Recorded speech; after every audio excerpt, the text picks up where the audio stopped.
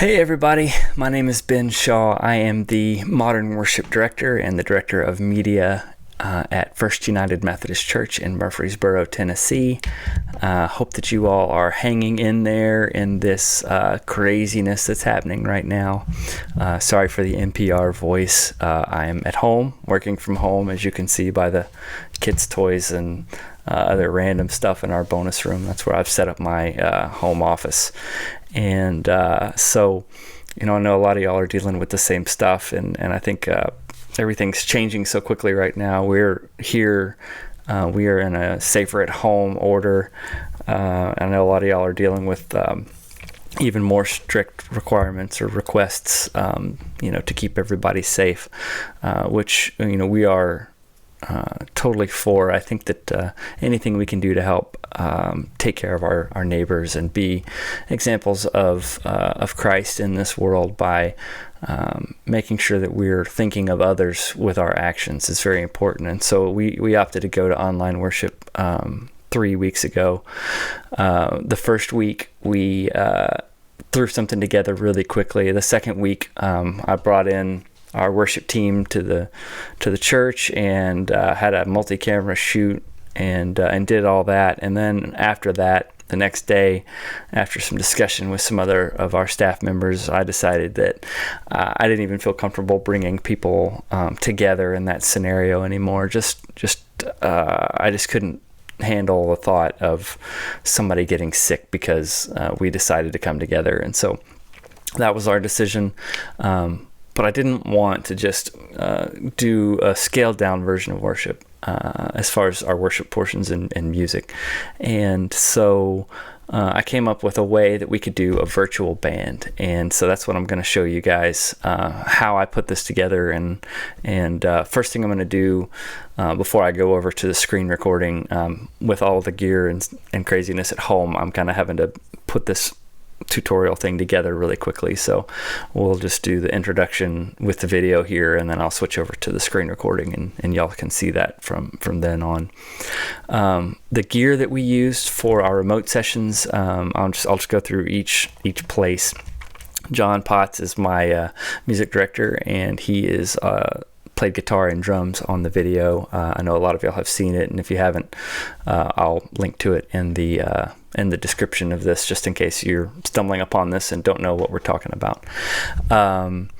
But he has a home studio. He's an insurance adjuster and does claims and that kind of stuff as his day job, but he has a home studio and is a very good audio engineer and a great guitar player, and he harps on himself as not being a very good drummer, but I tend to disagree. I think he does a great job.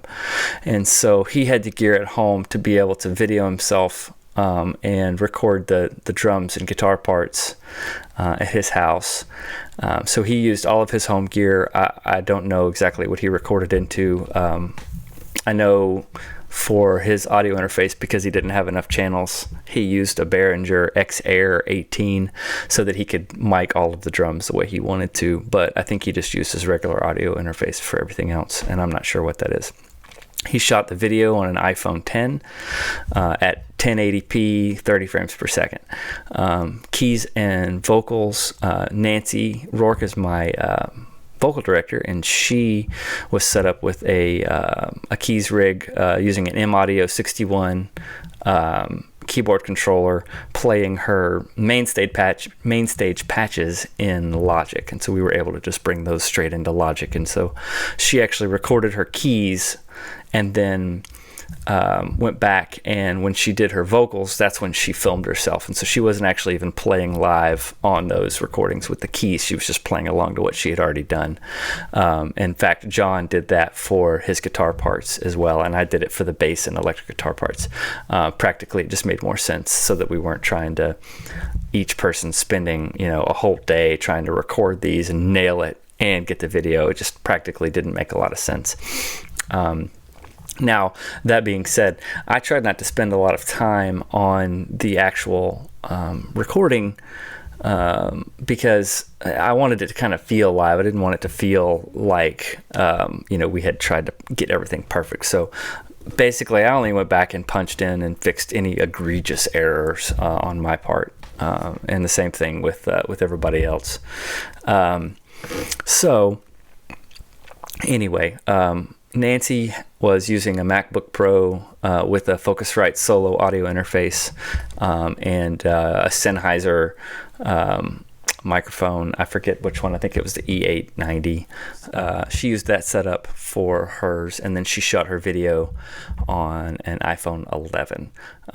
We used a shared iCloud album to get their video files to me, and then in my studio setup here, I've got a Behringer Euphoria UMC 404 HD, which is a 4-channel audio interface by Behringer. It's actually pretty affordable and has been really good. The Behringer recently released some audio interfaces that are fairly affordable, and they work really well. But for my guitar sounds, I was using a Helix Native plugin into Logic for the bass and acoustic guitar, and then I used my actual Helix LT for my electric tones, just so I could use the foot controls and all that. For the camera work at my place, my wife plays the cello, so we're quarantined here together, which is great. And she was using a CAD ribbon mic for her cello, and then I was using a Sennheiser E930 vocal mic, and everything was running straight into the Behringer audio interface. The video shots were done on a Canon Vixia HF G50 video camera. All of my good cameras, my DSLRs, are at the pastor's houses, so we set up cameras at each pastor's house so that they could record their portions and then send them to me. But we're not talking about that right now, so I'll move on. This is going to be kind of long and rambling. I'm sorry. I'm not going to edit a lot of this stuff out because it's late, and I just want you guys to be able to see this. Okay, so at this time, I'm going to switch over to the screen recording and kind of show you guys how we put our sessions together and shared those with each other, and then how I edited everything in Final Cut Pro. Okay, so here we are. I have my Final Cut Pro pulled up, but before we get into that, I wanted to show you a screenshot. I'm recording the audio for this into Logic, so I can't actually open up one of the sessions, but I did a screenshot of the of one of the sessions and kind of minimized everything a little bit just so you can see. I laid out everything. I put in the click tracks. In this song, we had a custom mix. We use multitracks.com for a lot of our stuff. Mainly, I do it. I wear multiple hats. I'm sure most of you guys do too at your churches or wherever you're serving. And so anything that I can budget and purchase that's pre-made to save some time, I do. Sometimes I have to make click tracks and guide tracks, and that's fine. I think that they are helpful for our team. Our team's very used to using the click tracks and the guide tracks, so it made a lot of sense for us to incorporate that. For two reasons. Number one, to keep everybody recording on the same timeline and the same grid, so that whenever John went to go pull everything into the single session with everything together, everything lined up because we all recorded to the same click track and the same guide track. So this is, you can see John recorded his drums directly into Logic here, and then he pulled everything out of the session and imported it into Pro Tools. But that just kind of shows you kind of how we did that. And then I had, as far as that goes, I had a Dropbox folder set up where we shared it's called the Virtual Band Master Folder. And so like last week, this was our folder. And so we had sessions for each person, and then they would open up their session and record whatever was in it. Some of them had all of the stems, depending on if I had the stems or not. And then John sent me back all of the mixes. And so once I got the mixes back, I was able to bring all that plus the video, which I exported out of the Photos app for here, or brought in from my memory card, depending on where it came from. and put that all into this is my folder, Coronavirus Media Circus, because that's just kind of where we are right now. We also do a traditional worship service with our church, and so I do put both of those together, but that looks a little different. We use pre-recorded segments of music from our traditional worship service, because with the choral stuff that we do in there, it's impossible to do that right now. So you can see I've got all of our videos, and I probably over-organize stuff, but it helps me. So that's how I do it. And then I'll pull all of those videos into Final Cut Pro. And so typically I edit with, I have 2 monitors, but so that you can see the screens, I brought everything into one. So this was our modern worship service from this last Sunday. I use ProPresenter to record the lower thirds, or depending on, I had 2 different kind of templates set up, one for lower thirds, depending on which shot I was using, and then one for in the middle for when I had all 4 screens up at the same time. ProPresenter has this, this is ProPresenter 6. I think 7 has this function as well, but you can record the output. If you go to Actions and then Record Output, and neat trick, I didn't realize this for the first few times I did it. You don't have to actually even have the output on in order for this to work. You can have the output off, and it still records whatever is showing up over here is what you can is what's recorded. And so then I did this, and then I went and played the songs back, and then did my changes and recorded it that way. It was a whole lot easier, because the first week I actually did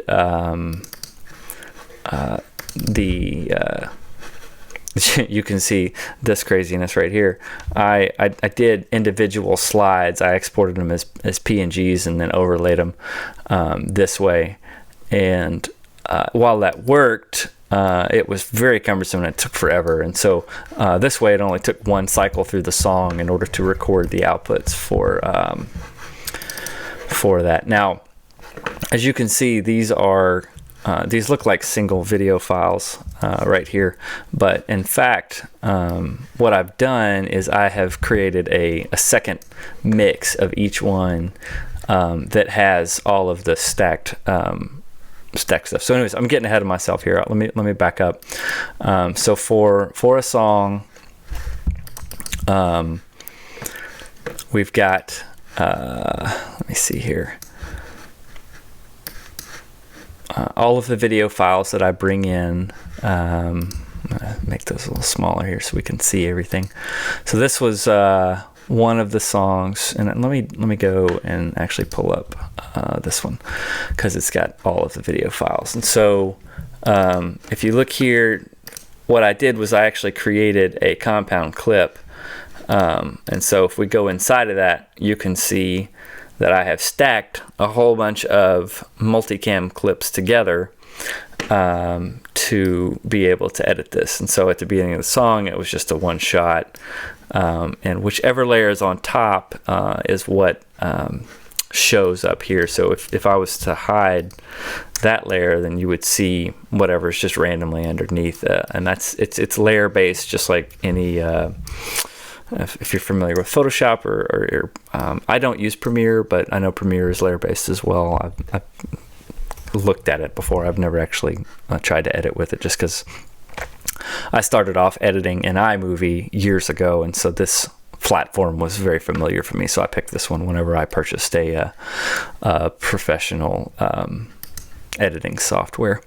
And so so this was how that worked. And then as we got to the part of the song where I wanted to go full screen, we cut there, and so I just ended that clip there, and then that shows all these. Let me show you how to make a multicam clip if you don't know. Logic Pro has a very cool feature where you can synchronize the audio and all the video into one clip. Now, it's very important that you have the audio on all of the native video files. So you need like the audio from, so like, you know, you can hear John's just playing back here. He's just playing back. Same thing with the drums. Now we actually did try slating these with claps, but the problem was that once we had the final mix, I ended up having to just kind of go in and tweak some stuff around.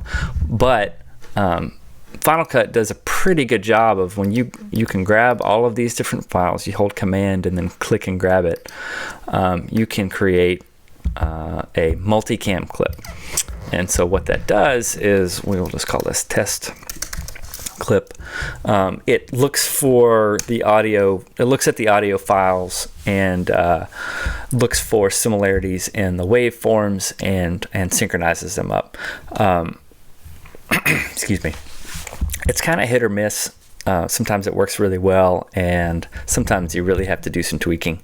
So, in fact, I have had a couple that were just so off that I just deleted it and tried it again, and it actually worked better the second time. I have no idea why. It's just one of those weird quirks with the software. So while that's running, you just kind of let it sit there. Once that finishes, it'll show up right here, and then the way that you can look inside of it is you can double click on it and it opens this up. So I'm gonna turn off scrubbing here so that will stop doing that. There we go. And so you can see, like, this is, we did a couple of takes here, and I didn't edit all that stuff out, but if we just start it there, you can kind of see. You can see that is definitely not right. But this is the one that I did before, and I kind of, I lined everything up here, and so now you can see the audio lines up right here and right here, and I will show you. If you go to View and then Show in Viewer, oh, that's the wrong one, sorry. Show in Viewer Angles, it'll show you all of the video angles as you're playing it back. And so that's actually how you edit this once we get into that.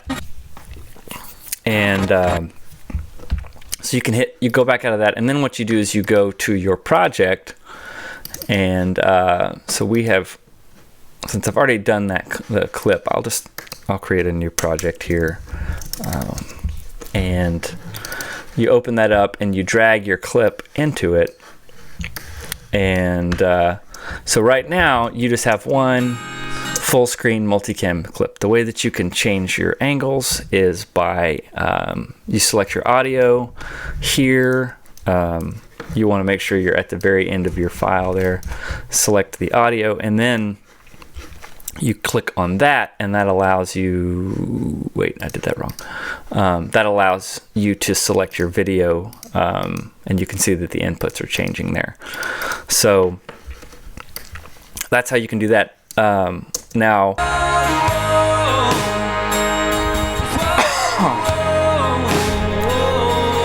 so that's how that works. Now, the fun part is getting it all onto the screen, right? So how were we able to stack those screens? Unfortunately, there's not really an easy way to do that on a larger scale. So I'm gonna hide my angles there, and I'm gonna hide that as well, so we can just see our screen here. So what you actually have to do is I'm sorry, I'm going to bring that back up here, and you have to drag in the whole thing again, and so now we've got it stacked, right? So now we've got two of them, but we don't want them stacked. We want them in the different corners of the screen. So what you do is shortcut of the keyboard V will hide, show and hide a clip. Okay, so we will hide that clip here so that we can't see what's underneath it, and then once we select our clip that we want to put wherever, we need to scale that down, right? So we need it at 50%. That will put it at a size where we can put it, and then you can drag your X and Y positions here for your pixels. However, it's if you do the math with the aspect ratio, it would be negative 480 and then negative 270 would put this in our bottom left, and then all you'd have to do is change those to plus or minus. So 270 would put that in the top left.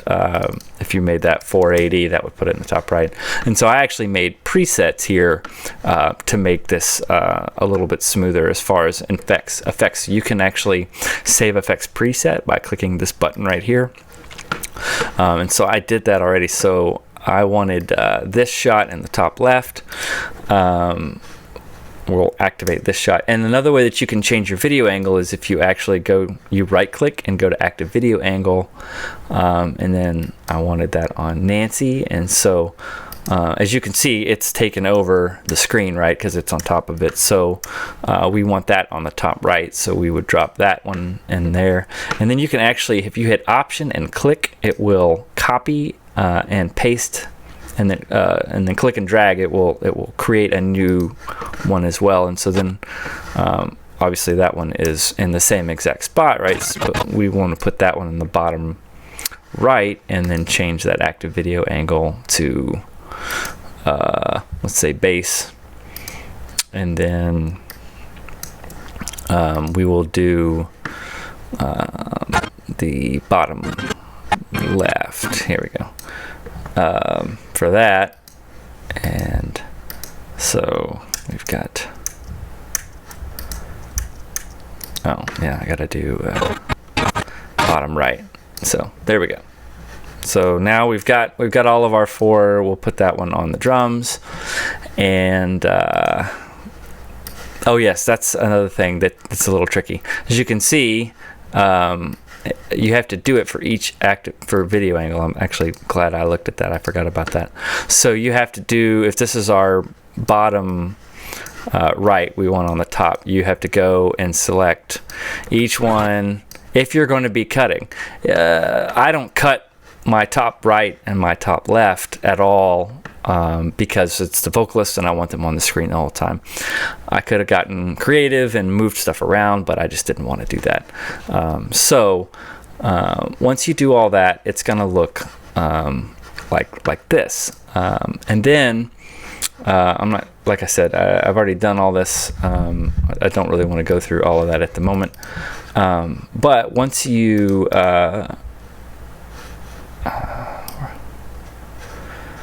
do all that, you can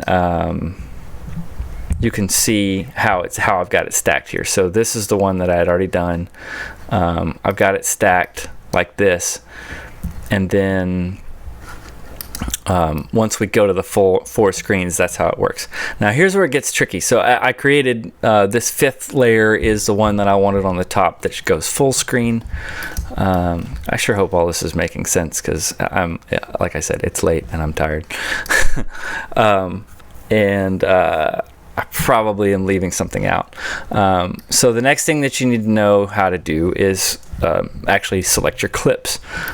By this song and the process of the week, I had actually decided to just change the bottom right hand. This song, the drums were in a lot and they're kind of important for the song, so I have to just leave them as a static slide as well. So as you can see, these have little cut points here, and you can actually adjust those points by clicking and dragging. But the way that you make them is you pull back up your angles, and then you can actually just hit play, and then as it's playing, you can select what active video angle you want it to go, and then you can see how it's creating these little tick marks down here, which you can then tweak and move around, especially if you're doing like time-based changes and that kind of stuff. If you want it to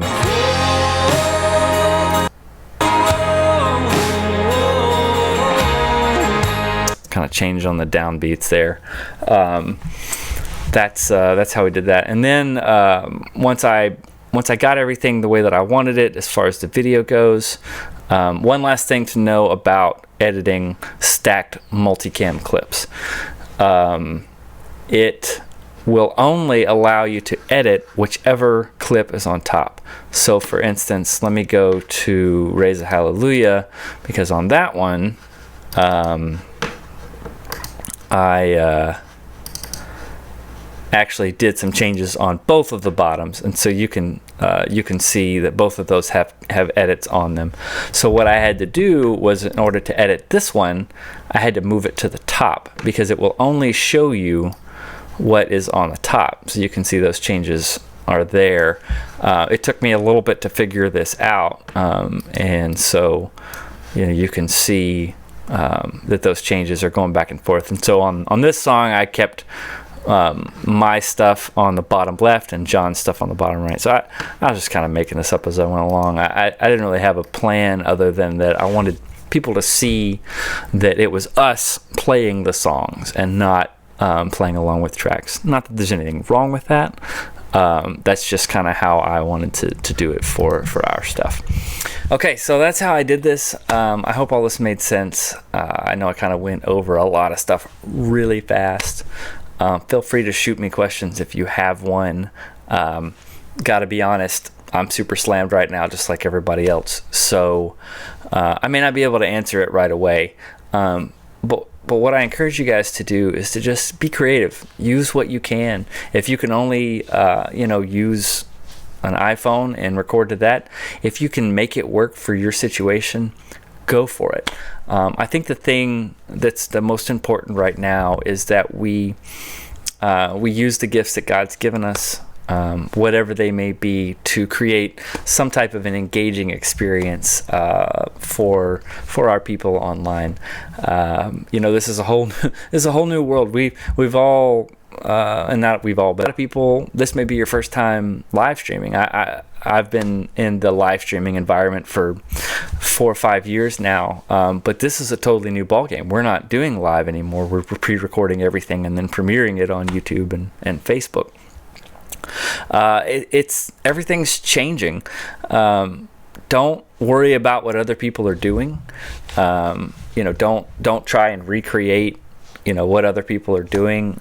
If you don't have the stuff to do it, or you don't really know if you can, look, if you have the time, look at tutorials, look at stuff like what I'm trying to do here, to help yourself. But none of that stuff really matters. What matters is that if you know your people, the people that you worship with on a weekly basis. So try and do something that you think will connect with them. One of the most meaningful things that we've done so far with our online worship services are these passing the peace moments, right? So our services, normally we have a moment where everybody turns and greets, which is like an introvert's nightmare and an extrovert's dream world. But those moments are just a part of what we do in the Methodist culture, and I'm sure some way, shape, or form greeting time exists in everybody's church. And so we've had church members film their families at home saying, "The peace of Christ be with you," and we cut 5 or 6 of those together towards the beginning of the service, and people are loving that. They are connecting with that. They're getting to see their people in a different way, and it's just been really meaningful. So be creative. Talk to your people and find out what might create an engaging and meaningful worship service for them. All right, I'm gonna stop rambling now. I appreciate you, whoever's watching this video. I appreciate you. I appreciate the care and the support that you're providing. Our jobs all just blew up. We took whatever it was that we were doing, and now it's just gone tenfold, because everybody turns to the tech person or the media person or the social media guru on what to do right now. And so, try to keep your heads on straight. Try to not go absolutely crazy. Spend some time with your kids or your family or your pets or whatever it is that you're now confined to your homes with. Take some time to step away. Take care of yourselves, and I will hopefully talk to you guys again soon.